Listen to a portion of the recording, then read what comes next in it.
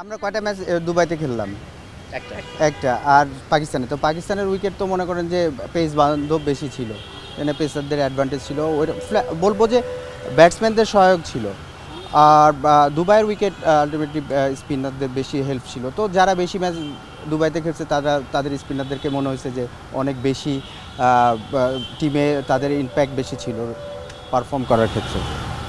সোহেল ভাই, আমরা তো অনেক সময় দেখি যে বিশেষায়িত কিছু ক্যাম্প হয় বাংলাদেশে, পেসারদেরকে নিয়ে হয়, ব্যাটসম্যানদের নিয়ে, স্পিনারদের নিয়ে অনেকদিন ধরে ক্যাম্প ওরকম আমরা দেখছি না। সেটা কি মানে এখন যারা আছে পাইপলাইনে তাদেরকে ডেভেলপ করার জন্য বা ন্যাশনাল টিমের জন্য আর কি রেডি করার জন্য এরকম একটা ক্যাম্প করা খুব জরুরি কিনা? ক্যাম্প করা জরুরি এবং যেটা আপনি বললেন যে বিশেষায়িত ক্যাম্পের ব্যাপারে, তো এটা পেস বোলারদের যেমন থাকে স্পিনারদেরও থাকা উচিত আমি মনে করি। এবং এটা সারা বছরব্যাপী থাকা উচিত।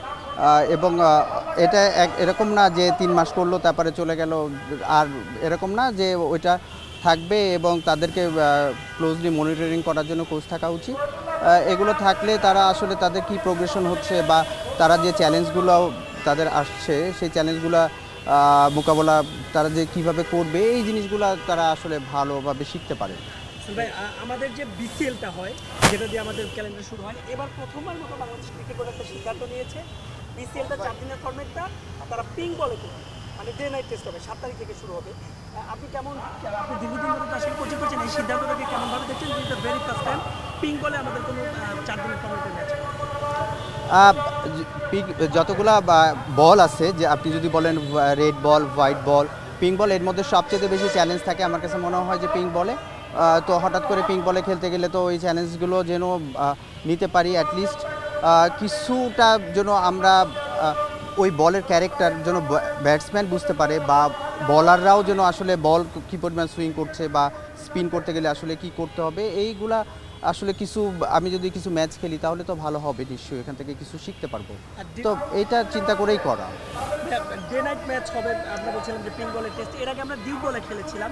মানে ক্রিকেটারদের আমরা নর্মালি কোকাবুরার সঙ্গে খেলে অভ্যস্ত, মানে ক্রিকেটারদের মানে বিভিন্ন ইয়ের সঙ্গে নিশ্চয়ই আত্ম করতে এ ধরনের সিদ্ধান্ত নিশ্চয়ই এটা ইতিবাচক বিষয়। হ্যাঁ, অবশ্যই ইতিবাচক বিষয়। আপনি যখন ইংল্যান্ডে খেলবেন বা ওয়েস্ট ইন্ডিজে খেলবেন তখন রেড ডিউকে খেলবেন।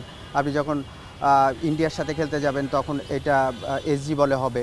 আবার আপনি যখন অন্য জায়গায় খেলবেন তখন কুকাবুরা বলে খেলা হয়। তো এক একটা বলের এক একটা নেচার আছে, ওইটার সাথে অ্যাডাপ্ট করা বা ওইটার সম্পর্কে জানাও তো খুব একটা ইম্পর্টেন্ট ব্যাপার। তো এইগুলা কথা মাথায় রেখে আসলে এগুলো সাজানো হয়।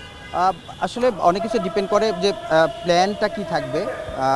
আসলে আমি তো এখান থেকে বলতে পারবো না যে ওই সময়টা আমরা আসলে ডট বল করতে চাচ্ছি না আসলে রান দিয়ে এক্সপেন্সিভ থাকলেও আমি উইকেট বের করতে চাচ্ছি।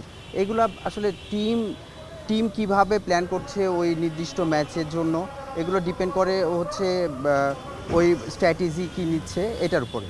তো যদি টিম প্ল্যান থাকে যে না মিডিল ওভারে যারা বল করবে তারা আসলে ডট বল করতে চাবে বেশি, তো সেই ক্ষেত্রে দেখা যাবে যে আমি একটা করে ডট বল করলাম, একটা ইজি অপশনে রান দিয়ে দেখা যাবে যে ওভার প্রতি 3-4 রান দিয়ে যদি এরকম চিন্তা থাকে তাহলে সেক্ষেত্রে উইকেট বের করার সম্ভাবনা কম থাকে। অনেক সময় দেখা যায় যে প্ল্যানই থাকে টিমের যে আমি যদি এক্সপেন্সিভ থাকেও আমি যেন 2টা উইকেট বের করি তাহলে আমি খেলার মধ্যে থাকতে পারবো।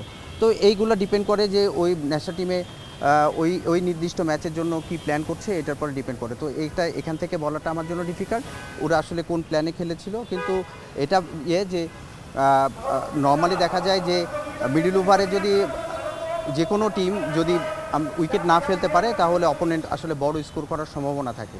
তো এই জায়গাটা আসলে ন্যাশনাল টিমের ওই সময় পার্টিকুলার ডেগুলোতে কী প্ল্যান করছে এটা তারা ভালো বলতে পারে।